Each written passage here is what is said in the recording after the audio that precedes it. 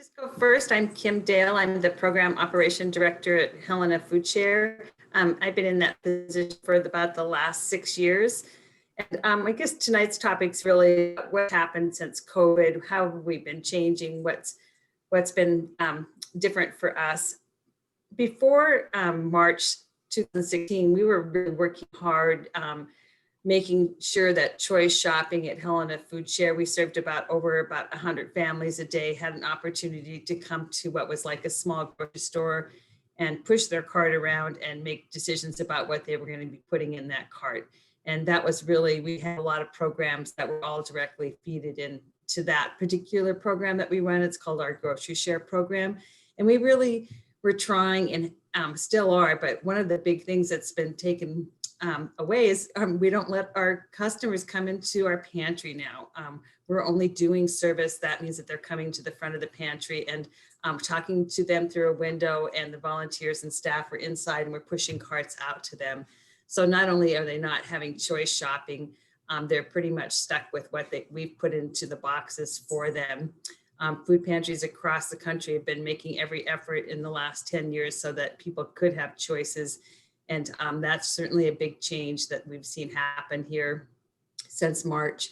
Our numbers have just kind of gone all over the map. And then about midsummer, there's just been a daily increase. We probably see anywhere from 5 to 10 new people every day since the beginning of July. And that hasn't really come down at all. Our Grocery Share program is probably the hardest, most change program that we administer. Our senior commodity boxes that we deliver every other month, we deliver about 350 of those. The change of that just came from going outside. We don't have anybody come inside. And trying to jump around a little bit, we take advantage of those CFAP boxes that you guys read about, the farms to family boxes when they came into our state. We ended up taking a full semi every week.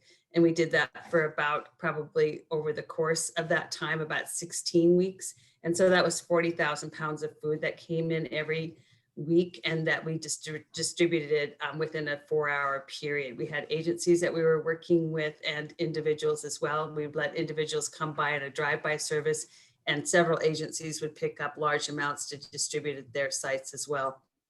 That was a big undertaking for us, but I think that was one of the things that really helped a lot of people maybe access the food bank in a way that they hadn't before, because that particular program was really set up that you didn't have to ask any questions. And Helena Food Share, like most food pantries, is need-based, and it's only an ask.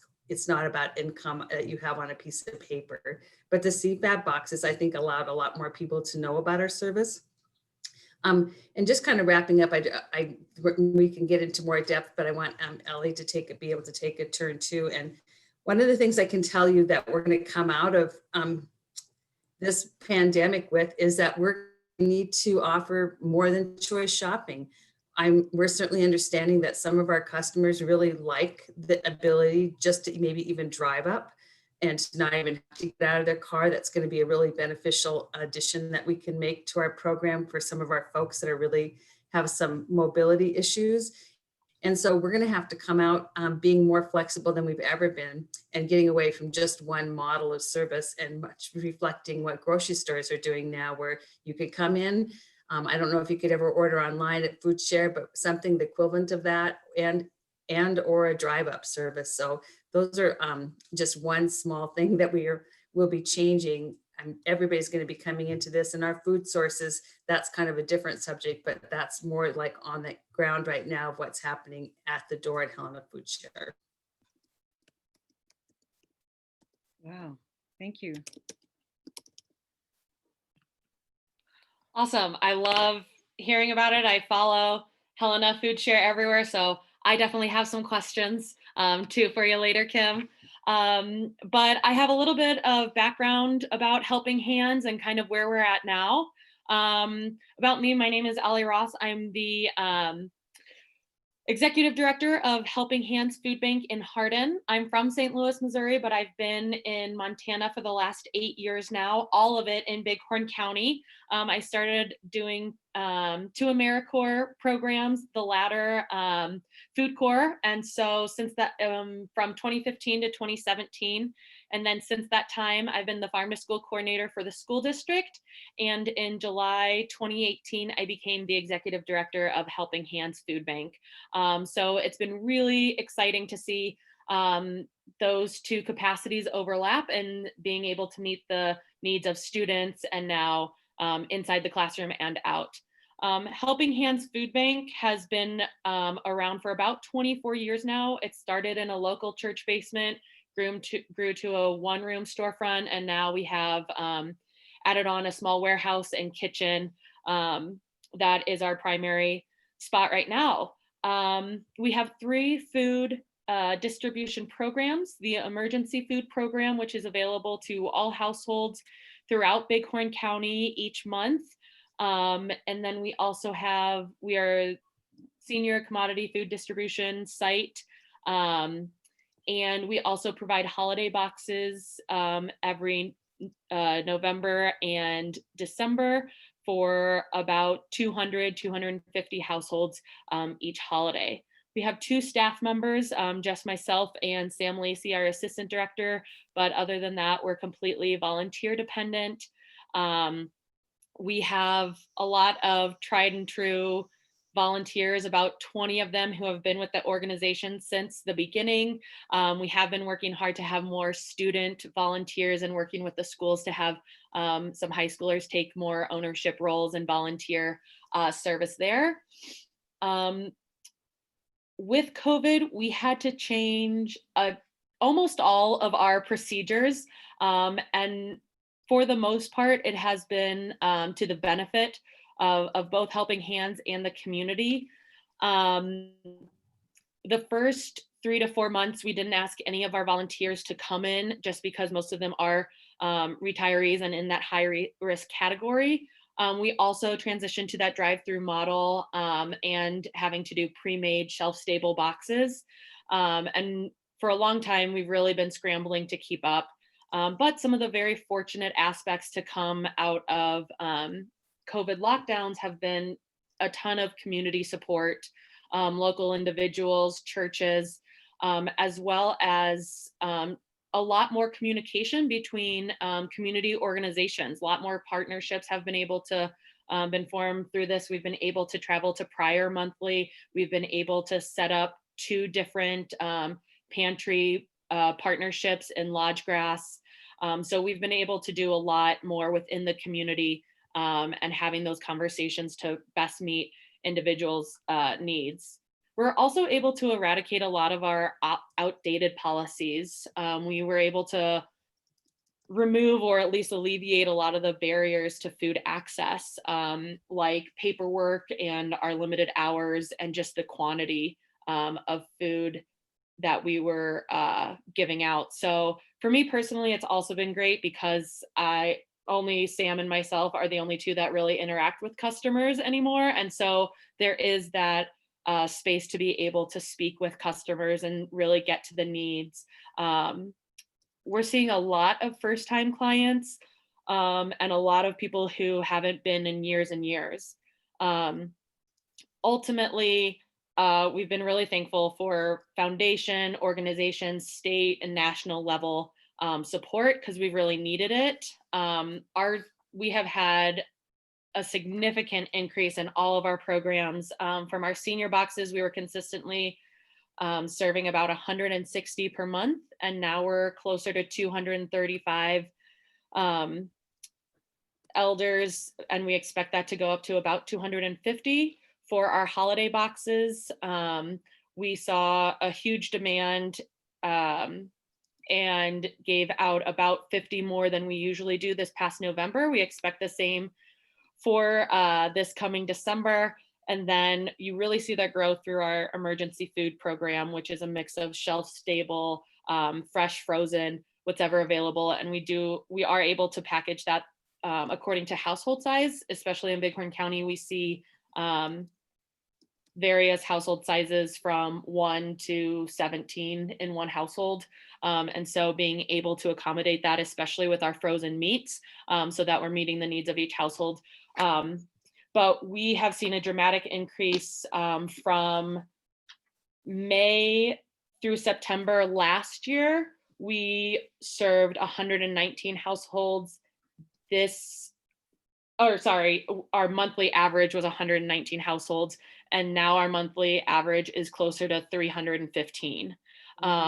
So we're seeing a significant increase. In October of last year, we saw 203 households, and this year we saw 411. So we've definitely seen more people throughout Bighorn County, and really been able to assess the needs, speak to them, and see where we can best fit. Some of that is just in distribution, being able to go to Pryor, go to Lodgegrass, and really alleviate some of that transportation.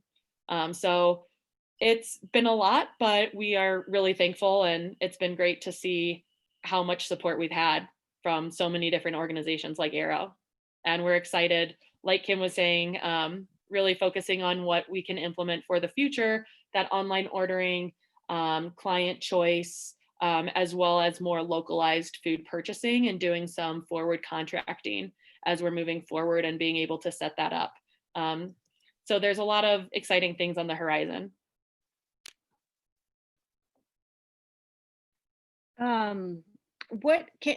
This is a question I have. Thank you, Elliot. This is a question I have for Elliot at the moment, and thank you both for sharing. In the Bighorn County area, I have an understanding that mostly what is mostly the workforce mostly engaged in that would, and why do you think COVID has impacted has their business been impacted, or their capacity to work? Well, one thing, even before COVID, in January and February, our numbers were already significantly higher than in years past, because of coal. We're seeing a lot of, we have the Sarpy mine down here. We have a lot of people employed either by the tribe or by the mines, and both of those the tribe was furloughed for over 2 years, I believe, throughout collectively. And so we saw a lot of tribal jobs not being available, or available and people are still going to work and not being paid for 3, 4, 5 months at a time. And then when COVID hit, it just became more apparent. Same with the schools. We have some service industries positions, and then it's primarily farming, sugar beet harvesting and hauling. And then it's just the tribe, education and healthcare are our main. I see. Wow.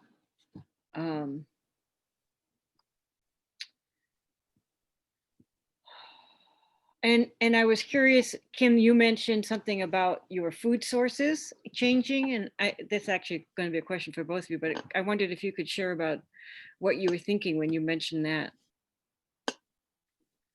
Well, a couple different things that quickly come to mind is the first thing that changed so rapidly is our normal sources of where we get food.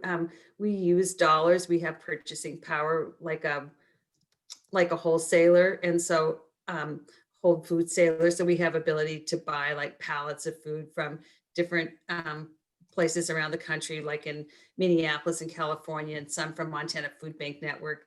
But staple things that everybody else was grabbing up, we're at the bottom of the chain. So, we're just starting to see any kind of canned beans or dried beans back in our coffers. We're just now seeing like peanut butter back, and any kind of quantities that are enough to be able to be purchased.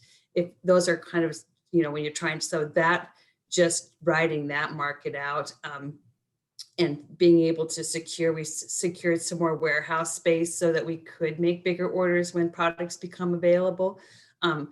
I feel really fortunate. Right when COVID hit, I just had this opportunity to place a really big order, and that big order really helped us for a couple months when things were really getting wonky. Because not only is the food chain pretty wonky, the delivery system is also pretty wonky at the same time, where things just aren't as, you can't predict, something could come in 6 weeks or it could come in 6 days. It's really hard to say anymore when your product's going to arrive. So on the big thing, when we buy those dry goods, so that's really dry goods for us. But the other thing that's really changed up is, people were so generous, and they have been again and again and again. But this year, we probably got more produce than we've ever gotten. I've gotten way more random calls from farmers, more that mid-range farmers, of product they might have to sell, or they might have too much of that they're wanting to donate. That's been really helpful, getting some more of that fresh product. I just got a call yesterday from an Alvin out in Glendive, has all these dried beans that, we can make sure that they get to a home. It maybe doesn't need to come all the way to Helena. It's probably a need before it gets to us. But so those kinds of calls are coming in, and more and more ranchers are calling about beef that they'd like to donate. I think that our little Tizer Meats here in Helena has used this time to change up and get themselves in a position to be able to process that now. So I see quicker movement than I've seen for a while on trying to obtain and having more local product available for all of us, and including certainly here in the food bank world. I imagine that by the time that, if I was talking to you again in a year from now, I can kind of see the path that we're going on now, maybe 10 to 20% more of our food being able to come from local donated food. We just went to Lincoln and got 3 pallets of beef jerky. And we've gotten that call 2 or 3 times, but those kinds of calls are just coming in more often. And they're so appreciated, and the community in Helena has been incredibly generous to us to be able to help the needs of the community. And anything that more local product we can get, we're excited about that. That's amazing. I'm just shocked you got 3 pallets of beef jerky. That's I can't. I don't understand. That's great. 2,000 pounds, a ton of it. But it was just this all the packaging is Bobcat and Grizz packaging that was all supposed to be going to their sports centers, obviously, to different sporting events. And none of those happened. So they donated it to us. Wow. Now that makes sense. Now I get it. Wow. But the market's kind of filled with stuff like that was predetermined for events or markets that aren't available now. Wow. And it sounds like you coordinate, it sounds like you were saying this also, Ellie, you coordinate with other food banks or food pantries in your area for sharing resources. Is that a true statement? Yeah, definitely. I think we've been able to talk with other organizations about just needs, and we have been having, for a while they were weekly, now they're monthly nonprofit organization calls within Bighorn County, and a lot of that being able to see like, oh, we have a huge need for hygiene products, we never have that available to us, and another organization being able to provide that, or kind of trading different things in that regards, or saying this is what we have excess of. We were able to lend some freezer space to Centerpole and Garryon, and they provided us with, they I think dropped off 3 or 4 pallets of food for us that they weren't going to be able to store and were able to use in our distribution. So it's been really nice to be able to connect those kind of immediate needs, I think.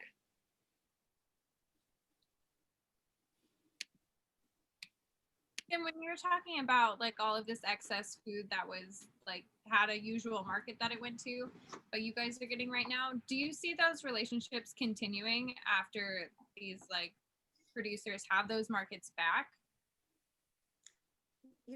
I think every just every place is going to have a different story going on, because some places have just, like their business has doubled.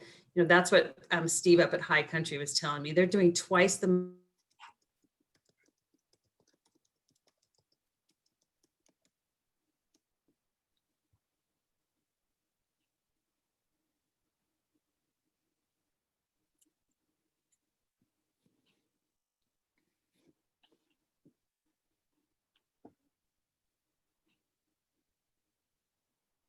Big Sky Organics figured out a way to get us a right size for our packaging so that we can purchase from them. So I could see the same thing happening maybe with even High Country at some point, that they could make a packaging that we could purchase. And so I think that's when I see relationships being built with people that are producing, each of them has their own unique opportunities and challenges, but opportunities I think is a better, the best word. That's really great to hear. I'm glad that, we're having a chance to build these relationships that we might not have, previously. Right. Exciting. Yep.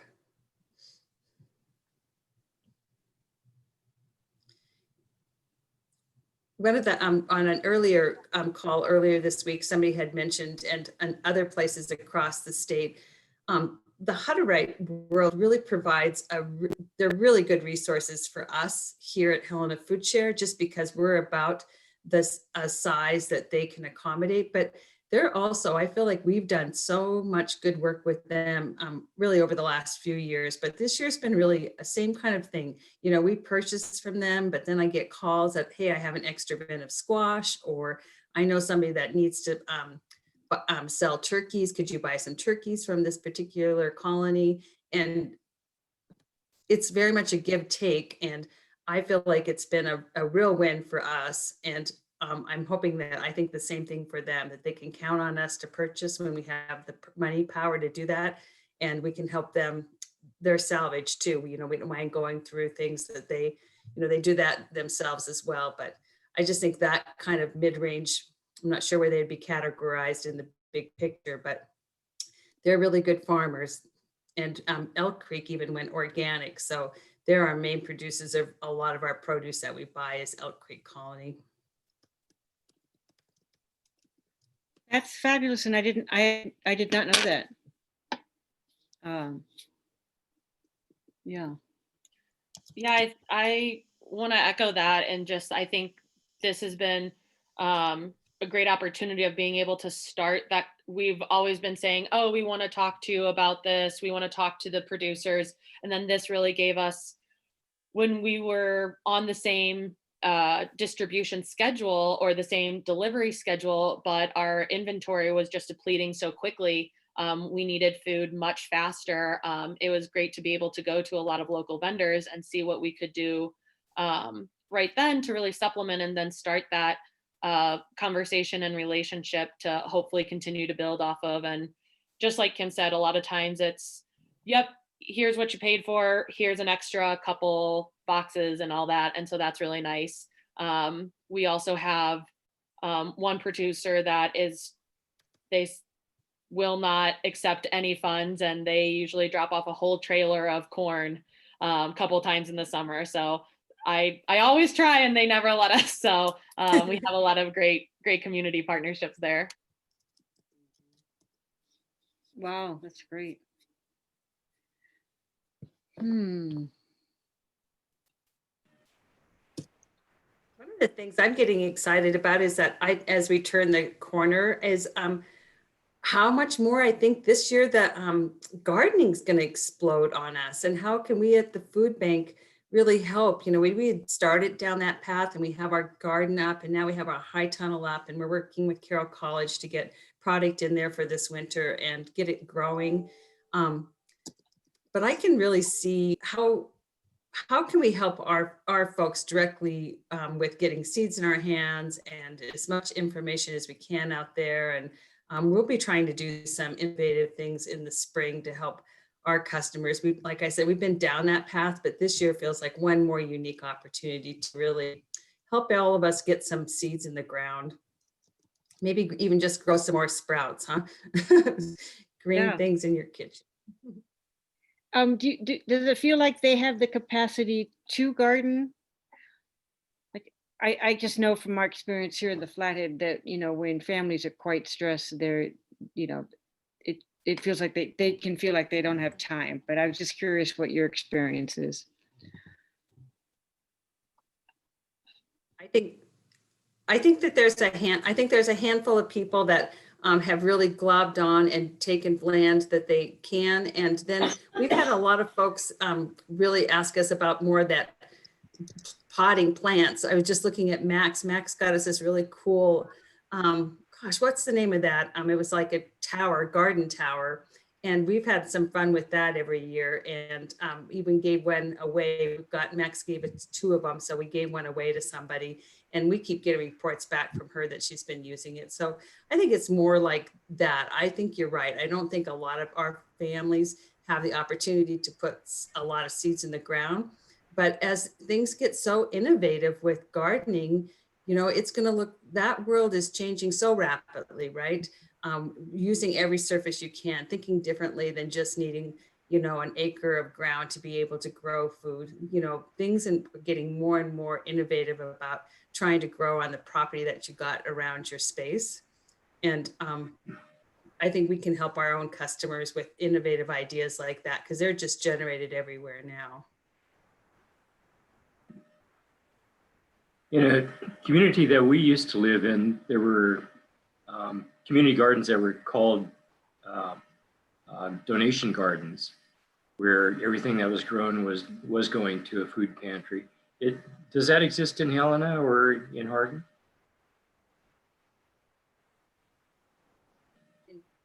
Go ahead, Elle. Yeah, not for us right now. We're very lucky. We have a lot of different groups. I serve with a group called Obsalige Abundance that has a lot of local leaders just trying to get more understanding and capacity for traditional food knowledge, as well as gardening, and how important that is to Bighorn County and the historical presence of that. And so we also, in my role at the school, we did get a farm to school grant, and I try not to show my bias, but the kids come up with it on their own that they would like to have some of it go to the school lunch and some of it go to the food bank. So we're really lucky. And I think a lot of people were excited to grow things this summer, and we saw a lot more fresh coming in because people didn't realize how much they were going to get from their gardens. But I think there is a huge learning curve. And especially here, I know one of those things is water. A lot of people have to haul water. And so at one point we had a grant in the works for being able to provide a water for gardens mini grant for households. Unfortunately, it didn't go anywhere, but things like that, being able to have those resources for people to be able to do it themselves is exciting.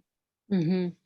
In the Highline in the community of Hinsdale, this past summer they did, I don't know what it's called. I called it community farming, but what they did was there was a community member who had excess land, and he tilled it and prepped it, and another community member, you know, ordered starts or seeds, and different community members started seeds and took care of, like, okay, I'll start the squash, and somebody else started, you know, I don't know what, kale or something like that. And then they planted it in this big field, and the gentleman I may not have this right, but I think the idea was that somebody stewarded the crops through the summer, particularly taking care of the watering. And then the community harvested in the fall and split, you know, the idea was to have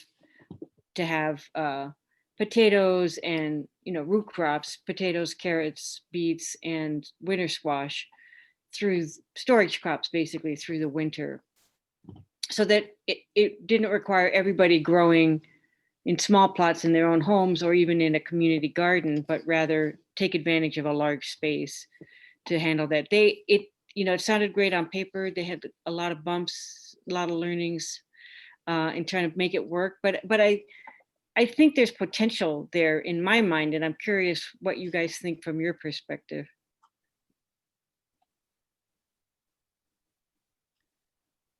Just knowing, because we're on the, we have a seat at the board at Helena Community Gardens. I know that, I think they maxed out every single garden. Helena Community Garden was filled here in town.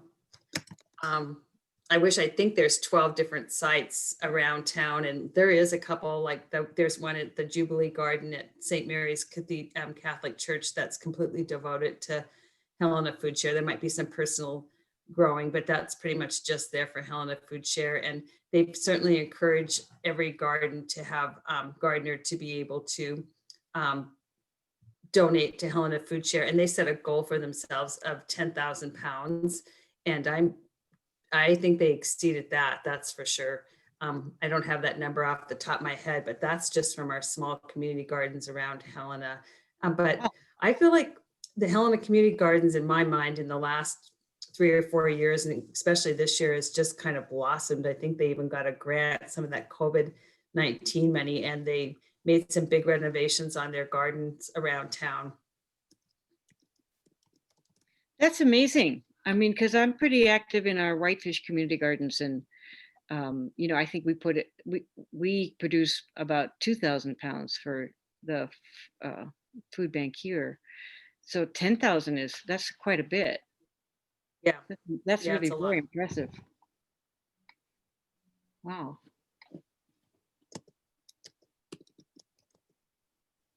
but things just keep, things build on each other, right? And then I think some of those programs, when COVID hit, they were just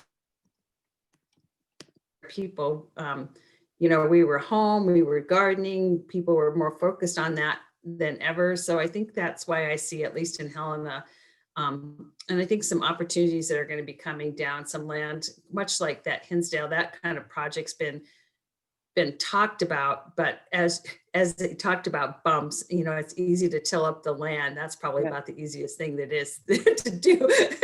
Anything after that. Yeah, there were a lot of promises. I'll weed, I'll come water, I'll do this, and yeah, it took some dedicated community members to actually step in and keep the plants alive. All Yeah. of this kind of work is so heavily about volunteers, right? It's volunteers that are making all of this happen, and the ratio to paid staff, and certainly my organization, and sounds like most of ours, it's about the volunteers who are willing to give it their really their precious time, and that's the backbone for Helena Food Share for sure. Mm-hmm. Mm-hmm.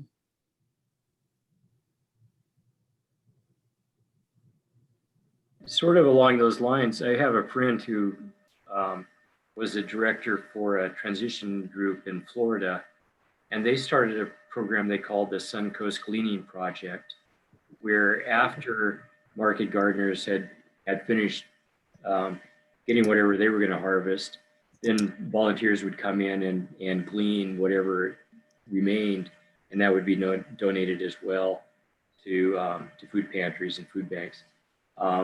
It's probably fewer market gardens of that size around here, but I wondered if that might be another potential avenue for engagement. Yeah, I love that. We have a great relationship with one of our local vendors, Living Root Farms, and they always say it just gets so busy. They do a CSA and all of that, and the markets, and they've got 5 or 6 kids, and so by the time it's all said and done, they're like, oh nope, didn't get to that bed, didn't get to that. So I love the idea of having an option for that. Yeah, in the Flathead, I don't know what ended up happening this summer. I think it was just a whirlwind, but in previous summers, this was actually an objective from the Free the Seeds of last year, last March, was to help connect the food banks with the farms, because it was just the lack of a conversation, you know, because it's on the farmers' agenda, like, okay, we're, I forget what their word is, terminating, you know, this field or this row or whatever it is. And I have, you know, there's a lot of produce that just could be processed into something if somebody were, if those relationships were happening. But it takes a fairly concerted effort to have the resources engaged so that when they say, okay, we're going to terminate and have excess peppers, for the food bank, just what are you going to do with all those peppers, you know, or maybe you need to process. So there were all these steps that had to be figured out. Not that they can't be, it's just, you know, there is this relationship and network that has to be created. Yeah, which is great to do. I'm And I curious. think that was, Oh, oh, go sorry. ahead. Go ahead. I was gonna say the Community Carrots Project out Mhm. of Bozeman. I think I haven't been involved in that. I don't know a ton about it, besides what I've heard and just having that community harvest an area, and then all of it going to the food bank, and then and I think I Ale Works, they have a menu item that features it, and all that the carrots and all the proceeds to that, or a portion of it, go to the food bank, or the farm for the food bank later. So it's a really interesting model. Yeah, I live in Bozeman, and I was at the harvest of that, and it was just fantastic to see how many people came out. You know, there were just, I don't know, I was there for a couple hours, and there was 40 or 50 people there, and people were just siphoning through all day, and people from like all over the community. It was really interesting to see the cross section of people there, and people were really excited about it. So that was interesting. But I had a question for you guys. What is the response of your clients to fresh food? Because I know in Bozeman, a lot of our local market farmers have a good relationship with the food bank, and the food bank gets a lot of fresh produce, but it's always like the last thing on the shelf. They have a hard time getting rid of it. And maybe that's just because Bozeman's food bank is just really well stocked. But I'm just wondering what the response is from your clients. Like, do they know what to do with it? Are they excited about it? What does that look like?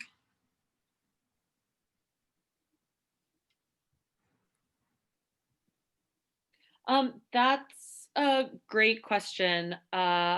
So it really varies. Some things like, well, on one hand, lentils, that usually takes some explaining. And a lot of times we have to make sure that we have the right,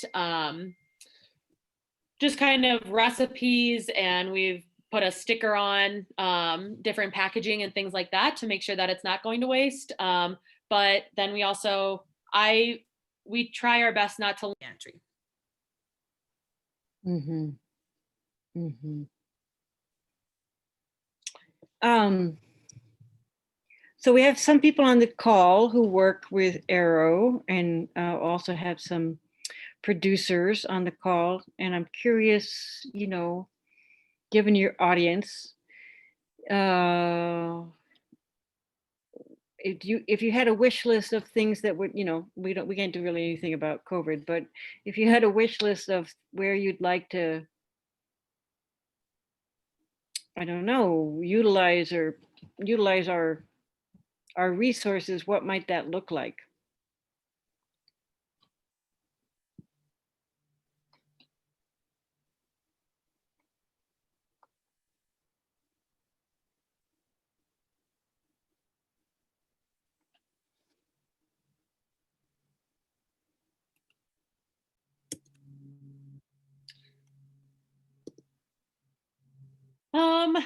I think it could look like a few different things.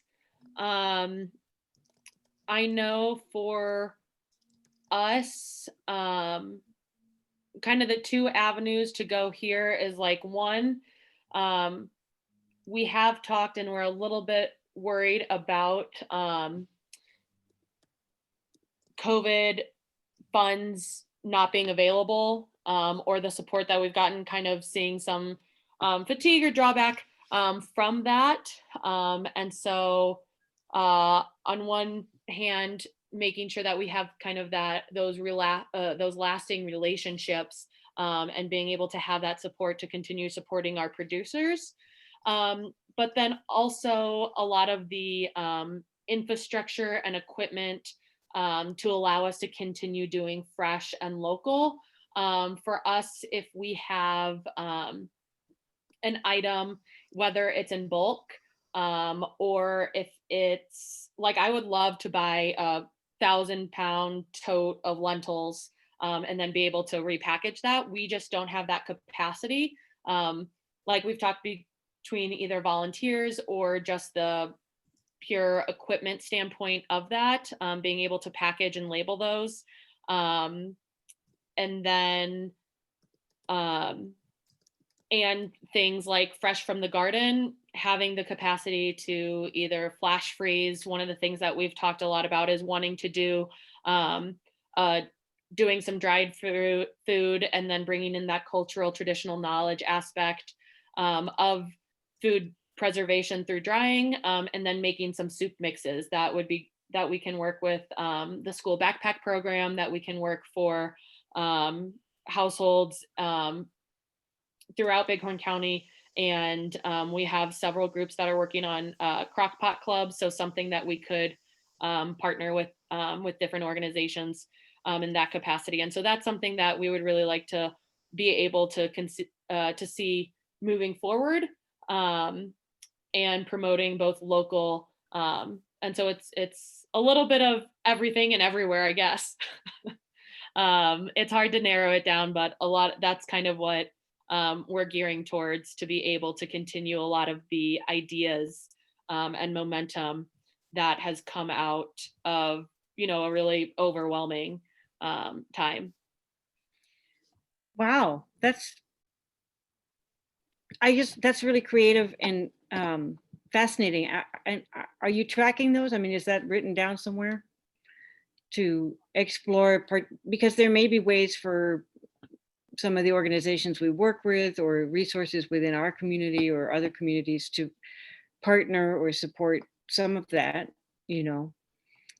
so if it's not written down, it's worth writing down, because there may be, we do these food access calls. We have a network that sharing this information out to that network could provide, somebody might have a skill set or an opportunity, or say, hey, that's something I'd like to support this way or that way.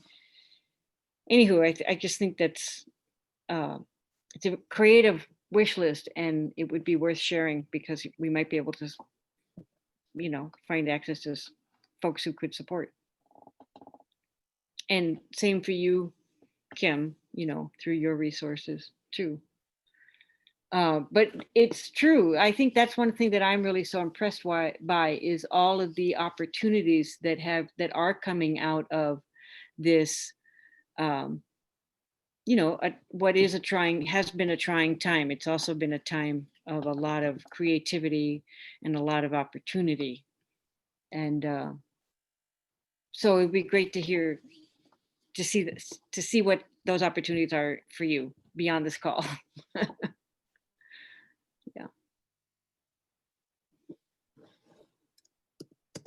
Well, we are a little bit over time.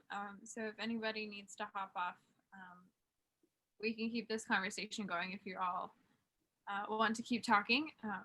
But if you guys have to go, that's all right too. Yeah, is there anything anyone wanted to ask or add before we leave here tonight? Okay. Well, thank you, Ellie and Kim, for all of the work that you do, and also for being here tonight. It was really great to learn more about what's happening in Montana and to see so much positivity coming out of this year. So thank you all for being here tonight, and yeah, have a good rest of your evening. Really, thank you so much. It's been really, really informative. Thank you. Thanks for the time. You Yeah, bet. thanks so Okay. much. Bye. Have a great night.